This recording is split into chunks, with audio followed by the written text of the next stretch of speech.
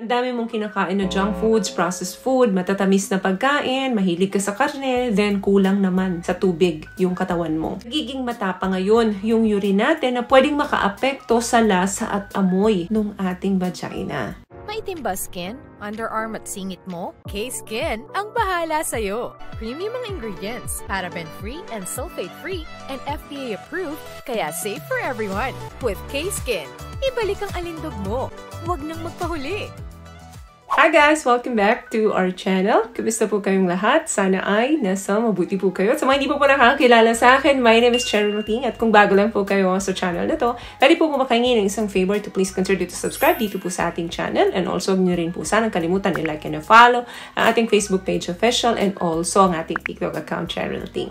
Maraming salamat po. And for today's video is another concern video po. Ang sabi niya is tips naman po, ma'am, how to make your vagina taste good. Honestly, hindi ko magawang pababain yung partner ko kasi worried ako. Pag nagstay siya doon, baka may maamoy siya na hindi niya magustuhan. Siyempre, naiintindihan kita, ayaw naman natin ma-turn off or mag-gross out yung mga partner natin kapag nakatikim sila ng hindi magandang amoy or hindi magandang lasa diyan sa ari natin. Kinakailangan talaga, syempre, mag-prepare tayo kapag meron tayong intimate doon sa mga partner natin. But before that, eating healthy is important. Napakalaki po ng impact sa diet natin nung magiging amoy nung discharge natin. Tulad ng pagkain ng sugary food, or mga processed foods or meat, pwedeng mag-decrease yung pleasant na amoy ng ari natin. Kaya dapat po cautious tayo sa mga kinakain natin dahil kung ano yung kinain natin, nagiging amoy din nung discharge natin. Number 1, make sure na kumain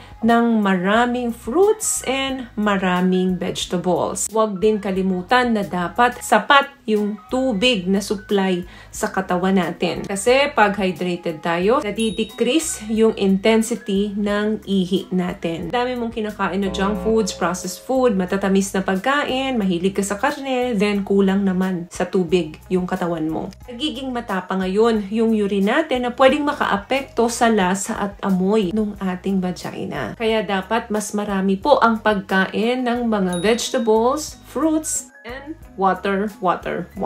Number 2, kung nasa bahay ka lang naman, huwag ka na magsuot ng underwear. Or kung magsusuot ka, make sure na cotton yung gamit mo. Maninipis. And huwag masyadong masikip yung inyong underwear para nakakahinga yung ating down there. Kung magsusuot ka naman ng mga jeans, make sure din na hindi ito masikip. That way, hindi masyadong nagpapawis. Important kasi na dry yung area na yan. Kasi pag palaging pinapawisan yan, so magandang pugaran ng mga bakterya yan kapag masikip at nagsisweat yung ating down there na pwedeng mag-lead sa unpleasant odor. Or, mas worse, magkaroon ng infections. Another thing, gumamit po ng mga unscented or yung mga mild lang na scent na panghugas dyan. Kasi ang ari po ng babae ay very sensitive sa mga chemicals, lalo na po kapag ito ay strong chemical. So, make sure po na ang gamitin ninyo ay yung mga panghugas na merong mga mild formulation. Isa po sa nire-recommend ko ay ito. Highly recommended po kasi merong mild formulation po iyan na mabibili nyo lang ng 198 pesos sa Shopee, Lazada. It helps you also to moisturize and brighten down there. So, kung medyo makulimlim yan, best is gamitin nyo ito.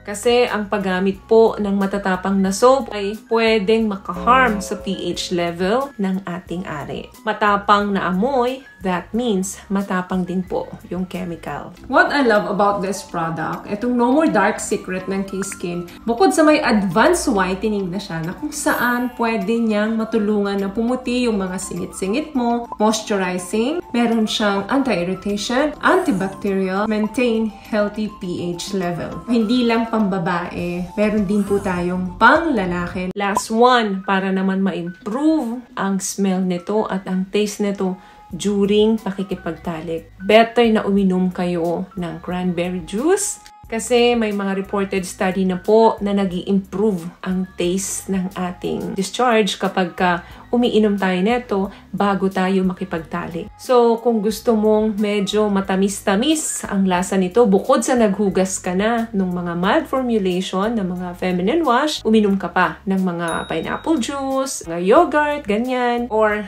cranberry juice. Bukod sa maganda ang amoy, matamis-tamis ang lasa, nakakatulong pa ito para ma-prevent or fight UTIs or yung urinary tract infection na tinatawag. Hindi man ganun ka-effective ito, pero makakatulong po ito. At kung sakaling gagamit kayo ng mga luba, no, better na gumamit kayo ng mga scented or mild lang yung amoy. Kasi ang paggamit ng lube ay makakatulong para mag-increase yung sensation, especially kung may mga menthol flavor ito. Iwasan lang po yung mga chemical na nagko-contain ng glycerin kasi yung glycerin dapat niyan pang external, hindi po yan pang internal. Kasi pwedeng mag-contribute ang chemical na to kapag pumasok sa loob ng ari ng babae ng yeast infection. So, beware of chemicals containing glycerin. And syempre, of course, huwag kalimutan na mag-shower muna bago makipagtalik sa mga partner. Kasi tayong mga babae, lagi tayong ingat, lagi tayong conscious kung ano yung amoy natin, kung ano yung itsura noon kapag tayo ay makikipagtalik. Well, in fact, ang mga partner natin,